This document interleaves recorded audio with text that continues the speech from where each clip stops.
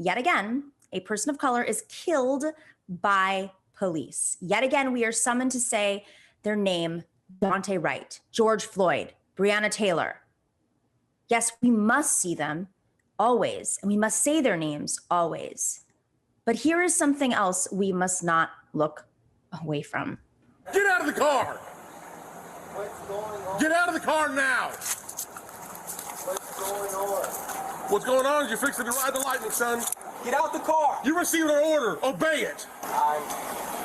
I'm honestly afraid to get out. Can I? Yeah, you should be. Get out. Back up. Whoa, hold on. Daniel. What's going? Hold on. My door.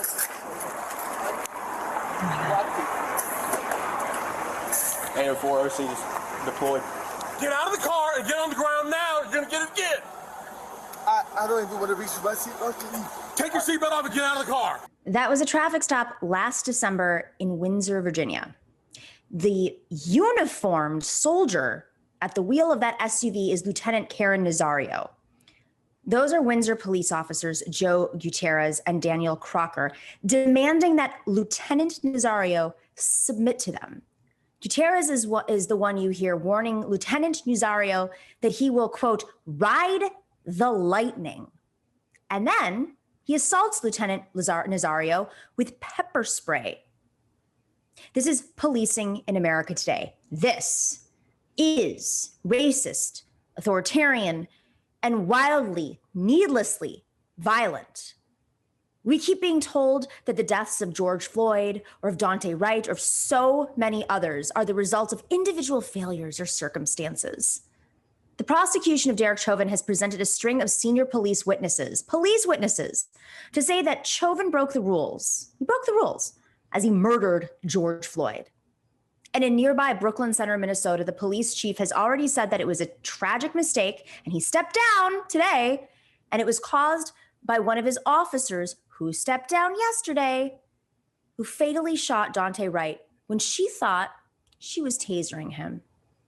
There will always be individual stories, and individuals, of course, must be held to account according to circumstances in each case. But at the same time, we must not miss the larger story here.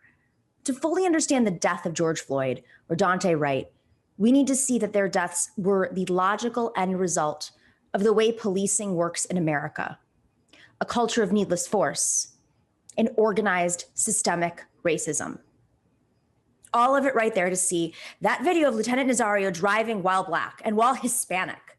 Lieutenant Nazario was in uniform, an active duty member in the US Army. But not even that was enough to calm Officer Gutierrez, who described this as a, quote, high-risk traffic stop. Watching this video is so easy to understand why Daunte Wright is dead, why George Floyd is dead, why Breonna Taylor is dead, why Eric Garner is dead. Indeed, what's harder to understand is how Lieutenant Nazario is actually still alive and able to bring the lawsuit that has now forced the dismissal of officers Gutierrez and Crocker. And we should, of course, be grateful that Lieutenant Nazario is alive and that he was able to bring this lawsuit, because it has given us a window to see the system of policing that so many others have not survived, like George Floyd, Breonna Taylor, and Daunte Wright. Saying their names is important, but to honor their names, we have to do more. I'm so sick of saying this. The system must change. Pushing individual officers, as important as that is, will not get the job done. Bringing Derek Chauvin and Kim Potter to justice is necessary, but it's not sufficient. We need the kind of transformational policing that LBJ championed on civil rights and voting rights, something that could not be done back then. That's what they said. It was too much. But now we have Democratic lawmakers in every single city, mayors, who are unwilling or incapable of challenging the police unions that are right-wing, that endorsed and organized for Donald Trump. If Democrats, and many of them are progressives, cannot stand up to the police unions, and the best that they can do is call for some folks to be fired or name streets after BLM, what is it going to take? So we need Joe Biden to lead, and for all of us to find the levers of change and lean on them so hard that traffic stops like the one that Lieutenant Nazario survived stop happening in America. It's too much.